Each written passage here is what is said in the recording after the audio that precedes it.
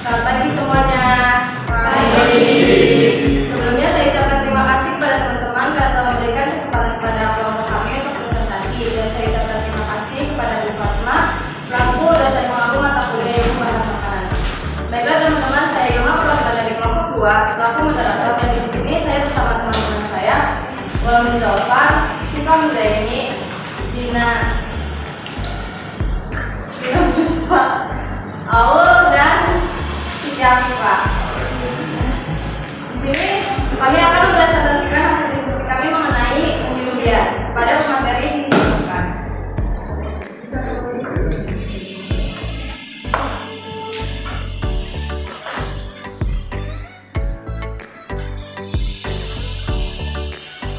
Nah, jadi umbi-umbian itu merupakan salah satu bahan pangan yang sering dijadikan sebagai bahan pengganti pokok makanan di dunia.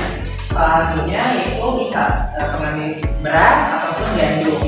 Nah, umbi-umbian ini memiliki nilai gizi yang tinggi karena dia mengandung karbohidrat yang tinggi. Selain itu, umbi-umbian juga mengandung serat yang bagus untuk tubuh.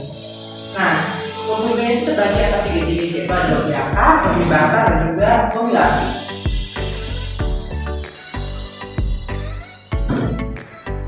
Nah, pertama itu ada jenis umbi akar atau Rhizobedum atau Tuberosron. Nah, buat teman-teman jangan lupa dicatat ya, karena pada saat kuis nanti jawabannya pasti ada di sini. Jadi buat teman-teman jangan lupa mencatat materi kita. Nah, pertama itu ada umbi akar. Umbi akar merupakan umbi yang terbentuk dari akar tunggal maupun akar cabang tanaman umbi. Yaitu contohnya ada umbi jalar, singkong, dan juga wortel.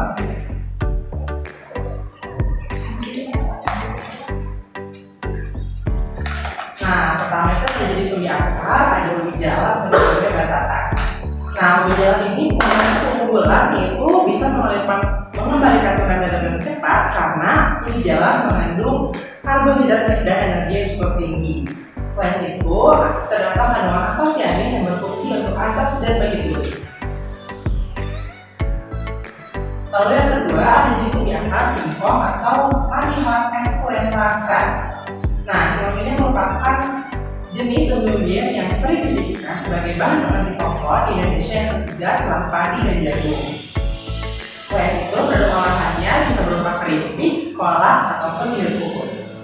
Lalu yang ketiga ada wortel atau Dauphus carota. Nah, wortel ini merupakan jenis umbi-umbian yang sering dikonsumsi oleh banyak orang. Karena apa? Pengolahannya mudah, yaitu dengan cara dijus. Selain itu, wortel banyak diketahui banyak orang karena mengandung kandungan vitamin A yang bagus bagi mata. Lalu ada jenis umbi yang kedua yaitu ada umbi batang atau Tuberosron. Nah, umbi batang ini merupakan tanaman umbi yang sudah dimodifikasi dan akan muncul dalam tanah berupa berbentuk seperti ripa atau stolok. Contohnya itu ada kentang, talas, dan juga bengkuang. Nah, jenis umbi batang pertama itu ada kentang atau nama lainnya Solanum tuberosum L. Kentang merupakan jenis umbi yang sering dijadikan sebagai pengganti makanan pokok di seluruh dunia. Pasti kita tahu dong, kayak kentang itu kadang ada diolah di seluruh dunia, yaitu mashed potato ataupun diolah dengan jenis olahan lainnya. Nah, terdapat salah satu cara yang bisa digunakan oleh para petani dalam membudidayakan kentang, itu dengan memanfaatkan jamur Trichoderma sp yang terdapat pada tanah yang sudah menjadi pupuk. Lalu terdapat jenis umbi batang yang kedua yaitu ada talas atau nama lainnya Colocasia esculenta. Nah, talas ini merupakan jenis umbi-umbian yang termasuk dalam golongan genus Colocasia dan termasuk dalam famili Araceae. Selain itu, talas itu memiliki kandungan asam oksalat yang sangat tinggi. Makanya, kalau kita mengkonsumsi talas dalam jumlah banyak, kita bisa menyebabkan iritasi pada kulit, gatal pada lidah, serta bisa mengganggu pencernaan.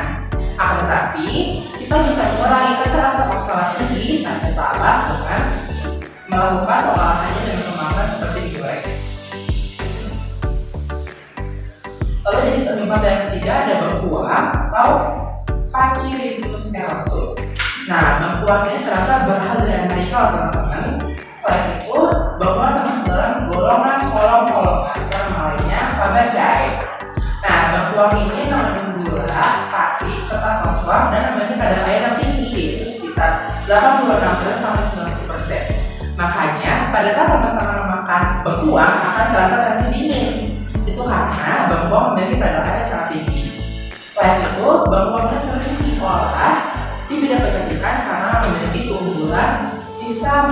kulit.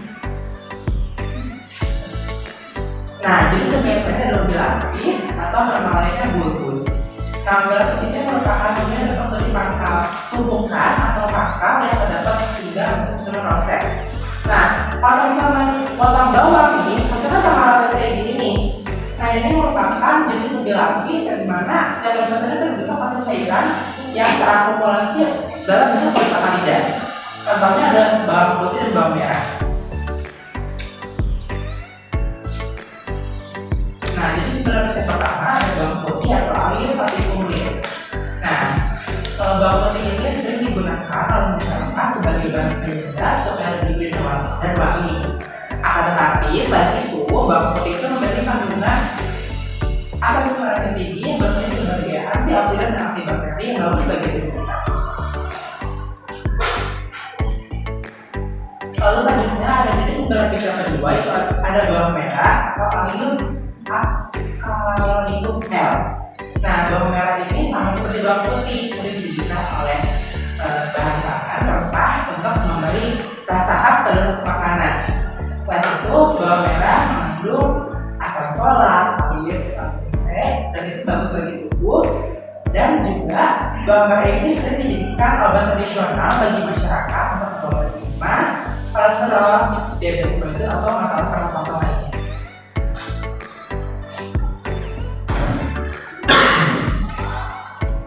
Dari selanjutnya ada kandungan gizi pada umbi-umbian. Jadi sebenarnya umbi-umbian itu kandungannya banyak. 5 diantaranya itu ada karbohidrat, kalsium, serat, fosfor, dan kalium.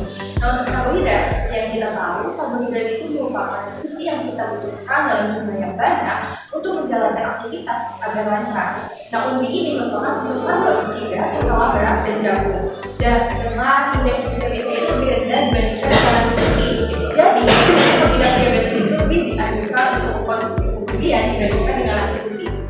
Nah, umbi-umbian ini merupakan sumber hati dengan kadar 65 sampai 85%.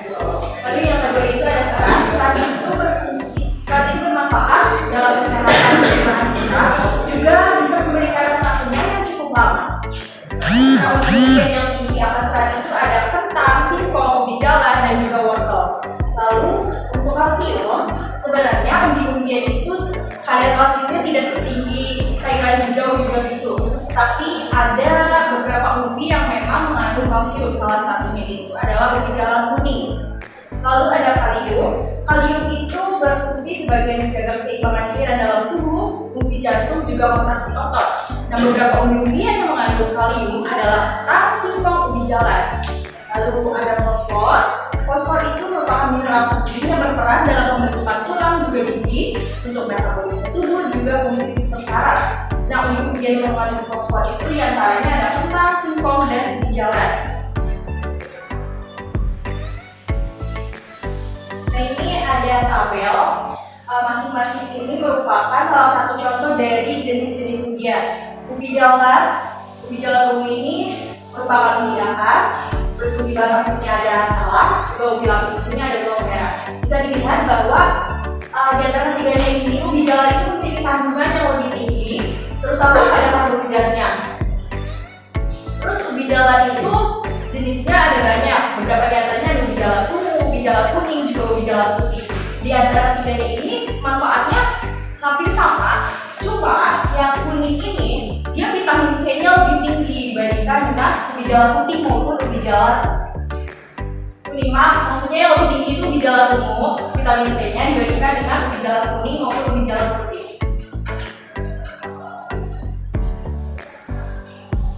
Nah, umbi-umbian selain memiliki kandungan yang baik bagi tubuh, dia juga memiliki kandungan berbahaya pada umbi. Kalau misalkan kita konsumsi secara langsung, nggak diolah atau nggak dicuci. Yang pertama ada cyanida, ada kalsium oksalat, juga ada penyebab flatulensi. Untuk cyanida dia adanya di gadung, juga singkong atau kulit kayu. Dan di gadung ini secara teori dia memiliki 50 sampai 400 mg per kilogram cyanida. Nah, untuk menurunkan kadar cyanidanya ini bisa dilakukan dengan pengupasan, perendaman, atau pencucian pada air yang mengalir, lalu perebusan, pengengan, serta fermentasi. Lalu ada kalsium oksalat. Kalsium oksalat ini ada pada talas, sulfur, dan ubi-ubian ini secara langsung, dia akan menimbulkan rasa gatal pada rongga mulut. Jadi, alangkah baiknya kita harus merendam ubi-ubian tersebut dalam larutan garam sekitar 5-7,5% dengan dalam jangka waktu 30-60 menit setelah dikupas. Lalu kemudian dicuci dengan air mengalir. Nah, lalu ada penyebab flatulensi. Dia ini adanya di ubi jalar. Ubi jalar itu mengandung pati yang sulit untuk dicerna seperti Staphylosa, Raffinosa, dan juga Verrucosa. Nah, jika ketiga jenis gula ini masuk ke usus, maka si bakteri dalam usus itu akan membuat gas. Jadinya kita tuh bakal terasa kembung kalau misalkan konsumsi ubi-ubian tanpa diolah terlebih dahulu. Nah, untuk meminimalisir flatulensi ini, kita bisa mengolahnya terlebih dahulu dengan direbus, dikukus, ataupun digoreng agar si pati ubi jalannya ini tergluteinisasi sehingga patinya lebih mudah untuk dicerna.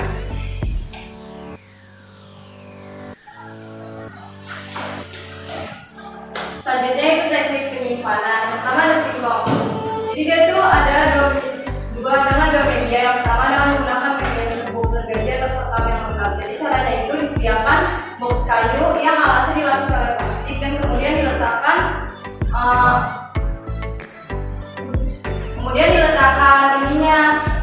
serbuk gergajinya dan kemudian disusun singkongnya dan setelah singkong dilapisi lagi dengan menggunakan serbuk gergaji dan itu dilakukan secara berulang sampai penuh. Setelah penuh, di atasnya ditutupin untuk mencegah supaya dia tidak terkena hujan. Dan kedua yaitu dengan media pasir. Dengan media pasir itu dilakukan pada bak yang terbuat dari batu bata yang dasarnya ditutupi pasir kering setebal 5 cm. Nah, penyimpanannya juga sama secara berulang, jadi pasir, singkong. Nah, setelah penuh ditutup dengan batu bata dan ditutupi dengan seng. Yang selanjutnya itu ada ubi jalar, yaitu dengan media pasir atau abu dan diletakkan pada lantai yang kering. Nah, media ini prosesnya itu pertama dengan mengamin-aminkan ubi yang baru dipanen selama 2-3 hari di tempat yang berlantai kering dan kemudian ditumpuk di lantai gudang dengan kondisi kering, sejuk, dan sirkulasi udara yang baik. Nah, kemudian ditimbun dengan pasir atau abu setebal lapisan 20-30 cm. Kemudian ada kentang. Yang penyimpanan kentang itu ada suhu rendah atau dilakukan dengan cara menyimpan kentang dalam wadah seperti lemari es, cool box, dan freezer dengan tetap menjaga suhu penyimpanan relatif tetap. Selanjutnya ada teknik penyimpanan wortel. Penyimpanan wortel itu dapat dilakukan dengan berbagai teknik, salah satunya itu menggunakan media desikrasi. Nah, metode ini melibatkan penggunaan air pendingin pada 3 tingkat bawah, setara, dan di atas permukaan media penyimpanan yang digunakan. Kehilangan air itu berpengaruh pada si wortelnya. Oleh karena itu teknik ini dapat menjadi pilihan yang efektif untuk memperpanjang pembusukan. Selanjutnya ada bawang merah. Ada 2 teknik, yaitu teknik tradisional dan non-tradisional. Yang teknik tradisional itu melalui pengeringan dan pengawetan yang kemudian digantung dengan bantuan para-para. Dan yang teknik non-tradisional itu dengan sistem refrigerasi untuk mengontrol respirasi, transpirasi, dan mencegah infeksi. Selanjutnya ada karakteristik mutu baik ubi. Yang pertama ubi jalar atau Iphomoea Bacillus. Karakteristik mutu baik ubi jalar yang sesuai dengan standar nasional SNI 014493/1998 yang terdapat dalam keadaan baik. Jadi ubi jalar itu tidak dalam keadaan sehat baik secara fisik seperti petanda teriris maupun secara biologis yaitu lunak atau memiliki tunas. Yang kedua aman dikonsumsi karena ubi jalar tidak memiliki senyawa kimia yang dapat membahayakan tubuh. Yang ketiga, perbandingan berat dan jumlah antara air, serat, dan pati dalam ubi terhadap ubi utuh didasarkan dalam bentuk berat dan basah. Yang keempat, ubi jalar memiliki bentuk yang standar. Yang pertama ada bentuk bulat, di mana panjang dan lebarnya sekitar 1-1,5. Yang kedua, bentuk pelip, di mana panjang dan lebarnya 1,6-2,0. Yang ketiga, yang terakhir, bentuk panjang, di mana panjang dan lebarnya lebih dari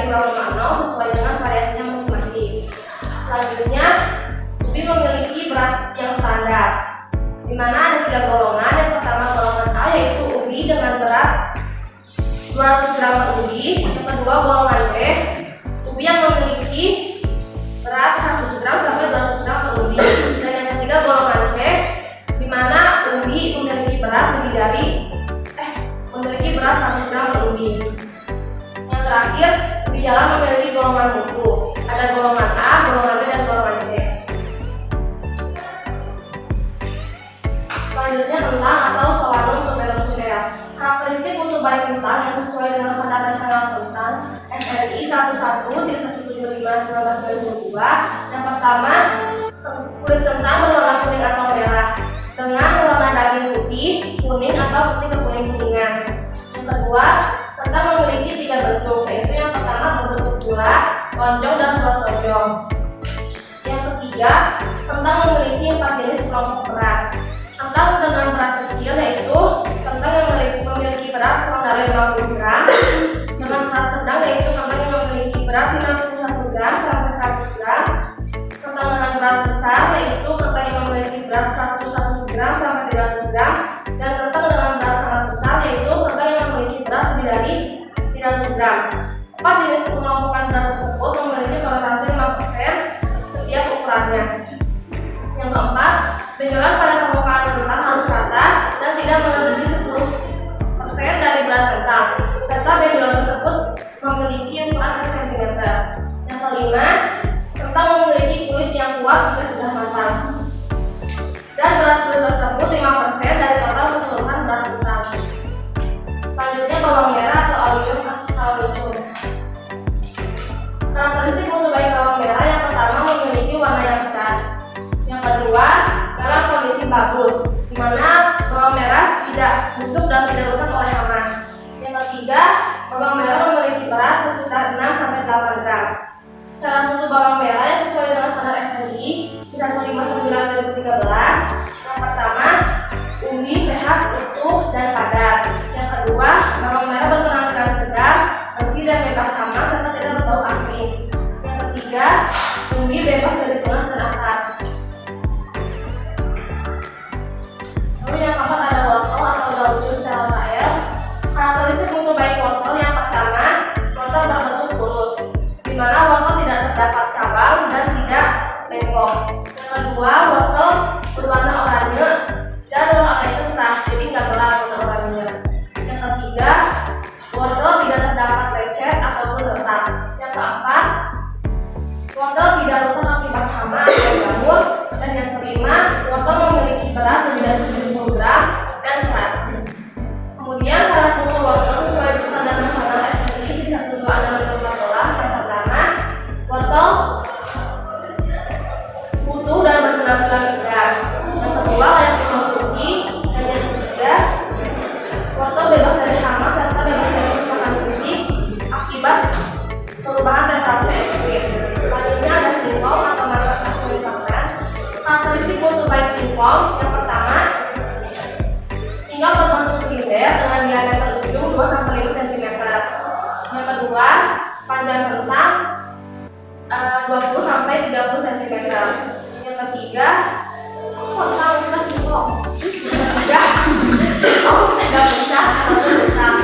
Dan yang keempat, singkong berwarna putih atau kuning. Syarat mutu singkong sesuai standar nasional SNI 126/2022. Yang pertama, singkong memiliki keseragaman panjang dan berat. Yang kedua, umbi cacat maksimal 3 dari 50 umbi. Yang ketiga, kadar air maksimal 5% dari keseluruhan umbi. Dan yang terakhir, HCl bebas yang ada pada kentang maksimal 40 mg per kilogram. Selanjutnya, karakteristik mutu baik talas atau Colocasia instrumentae. Yang pertama, talas memiliki kulit yang tipis jika dibandingkan dengan umbi yang lain. Yang kedua, talas memiliki warna daging putih gading atau kekuning-kuningan.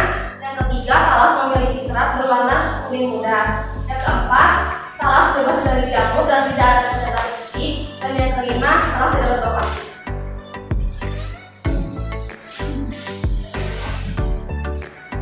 Selanjutnya mengevaluasi mutu umbi pasar. Jadi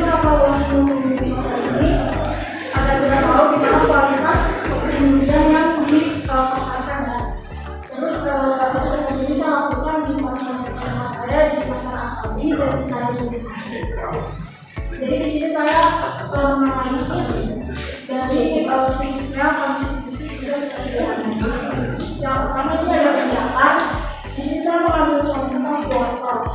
Nah, yang di bagian kanan ini, di bagian kiri, wortel itu terlihat dia itu memiliki mutu yang baik karena dia memiliki ciri itu permukaannya halus, terus juga bentuknya panjang. Lalu ditambah dengan warnanya itu yang cerah, jadi kelihatannya segar. Sedangkan wortel yang di bagian kanan ini ada 3 sampel, yaitu dia memiliki mutu yang buruk karena yang pertama itu dia udah kelihatan busuk, di sini udah berasa busuk. Terus yang kedua dia ada memiliki fisik yang bercabang, sama yang di atas itu dia punya kalian di sini itu tuh udah kecoklatan banget. Jadi itu tuh cirinya dia itu warnanya udah tua, jadi kurang baik untuk konsumsi. Selanjutnya ada penjelasan yaitu tentang, nah di sini yang di atas itu saya membuka tentangnya itu dengan bentuk yang baik karena dia memiliki tekstur yang keras, terus berkulit halus, tidak lembut, lalu ditambah dengan adanya tidak ada warna kehijauan dari kentang tersebut. Sedangkan yang di bawah itu ada beberapa kentang yang memiliki mutu yang menurut karena di beberapa bagian kentang tersebut itu memiliki area gelap atau kehitaman. Selanjutnya di sini ada ubi lapis. Saya mengambil bawang merah sama bawang putih. Nah, di bawang merah ini kelihatan dari warnanya mereka memiliki mutu yang baik karena dia itu tidak kering, terus juga nggak kopong juga kulitnya itu masih segar. Sedangkan yang di bagian kanan ini kelihatannya dan terus bawang merahnya itu punya kulitnya itu kayak udah lembek karena dia juga udah busuk. Sedangkan kalau yang bawang putih dia itu kulitnya itu udah kering, terus juga ada warna kehitaman sama di bagian di sini itu udah kosong.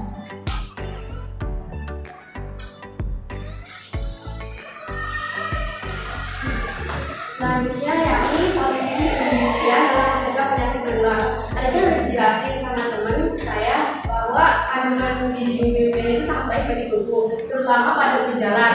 Nah, selain itu ubi jalan juga memiliki kandungan antosianin, yang mana pada ubi jalan ini memiliki antosianin 61,85 mg per 100 gramnya.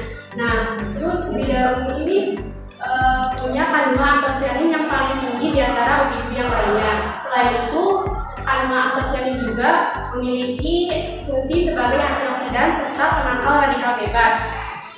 Selain itu juga, kandungan antosianin juga memberikan pigmen warna ungu terhadap ubi jalar ungu.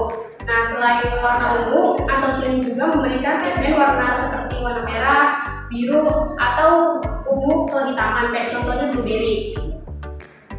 Selanjutnya, antosianin ini juga ubi jalar ungu ini sifatnya larut dalam air atau hidrofilik, yang mana warna ubi jalar ungu ini bisa larut dalam air, warna yang dihasilkan oleh antosianin ini. Selain itu, ubi jalar ungu juga punya sifat anti-mutagenic, yang mana dapat melawan efek mutagen serta anti-karsinogenik, yang mana kandungan antosianin ini dapat melawan zat yang berpotensi untuk menyebabkan kanker. Nah, kan antosianin kan banyak manfaatnya, salah satunya kan penangkal radikal bebas. Untuk penyakit yang bisa dicegah dari kandungan antosianin ubi jalar ungu ini ada kanker dan kardiovaskular, itu salah satunya. Untuk kardiovaskular sendiri, kan penyebab utama kardiovaskular itu kan aterosklerosis, yang mana penyempitan pembuluh darah yang terjadi di dinding pembuluh darah. Itu tuh sebab adanya plak seperti lemak, kolesterol, dan zat lainnya. Nah, untuk pencegahan kardiovaskular ini,